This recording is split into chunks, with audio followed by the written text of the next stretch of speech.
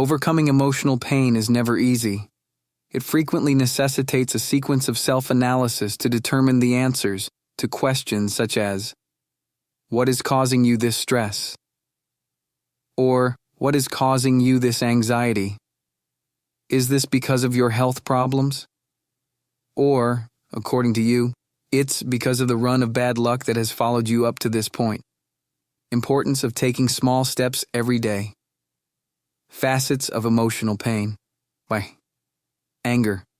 There is a famous quote, "Where there is anger, there is always pain underneath." Anger is a complex feeling that we all experience at times, and we all get into problems as a result of it. This is the emotion that, if not well balanced, might demoralize us on a far larger scale. Anger can occur in response to a slight setback, creating aggravation, dissatisfaction, and even self-pity or envy. Since our anger makes things worse, it might be dangerous to us if we don't control it well and keep it inside all the time. For our own and others' sake, we must handle our anger issues sooner or later. Deeply buried sadness. Sadness is another unfavorable emotion that we experience. There are many occurrences in our daily lives that can make us sad. Sometimes it's because we didn't get our favorite food, and other times it's because of bad weather. Anything can make us sad. But sometimes prolonged sadness can be an indication of a bigger problem.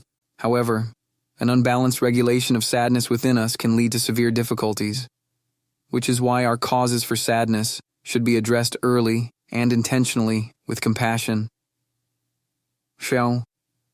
Stubborn anxiety. Anxiety is a feeling of fear, dread, and uneasiness. It's a hard emotion to master. We frequently find ourselves in situations that can cause us to worry, whether it is an exam or we have to give speech anxiety. Anxiety is frequently associated with stress, and it can cause severe symptoms that are harmful to our health. As with other emotions, there are many levels of anxiety to deal with, each having a different impact on us. Guilt and shame. We aren't flawless, and we all make mistakes. However, sometimes recognizing our errors and moving on isn't enough for us, and we find ourselves in a position of guilt and shame. To begin with, shame is not the same as guilt. They are two distinct feelings with a close relationship. Guilt is an externalized feeling, whereas shame is an internalized sensation. We may feel ashamed for a variety of reasons, such as doing something wrong and seeing the result of simply being embarrassed by others. The most important thing is to let go of this psychological emotion by forgiving us for any wrongdoing we may have committed and ignoring the one who makes us feel this emotion. Ways to deal with emotional pain and suffering. Stop bottling up your emotions. It's a natural human desire to hide our feelings from others. Most of us believe that doing so will make us appear weaker in the eyes of the public. However, you must immediately cease doing so. The more you suppress your emotions, the more difficult it will be to regulate them. Trying to hold your emotions in will result in a sudden eruption, which can be devastating to your personal and professional life. Allowing your emotions to flow freely is the greatest approach to dealing with them. It may be difficult at first, but it will ultimately benefit you and help you overcome your sorrow. Journalize your emotions. One of the best ways to work with your emotions is to journal about them, which will help you overcome your fear of being judged and criticized. Starting a journal can assist you in this process by allowing you to analyze, evaluate, and adjust your feelings to detach from them. You may even start with a gratitude list or journaling prompts to help you manage your emotions and thoughts more effectively. Crying. We can get so caught up in our sorrow and misery that we don't even want to let it out. Crying may be the most effective way to do so, since it will allow you to release all of the agonies that have been trapped inside you in the form of toxins.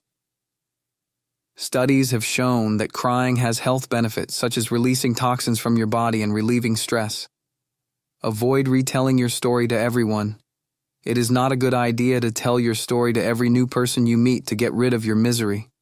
Not only will it allow you to retell your narrative over and again, increasing your suffering, but it will also tire your friends and relatives. It is essential to seek the advice of a mental health specialist who can show you how to deal with your problems. Move your body. Moving your body, which will offer your body a surge of endorphins and dopamine, hormones responsible for happiness, is the best approach to regulating your practicing exercise every day. Exercising and making it a part of your everyday routine can assist you to deal with your circumstance. Studies have proven that regular exercise has a far stronger impact on emotional stress regulation.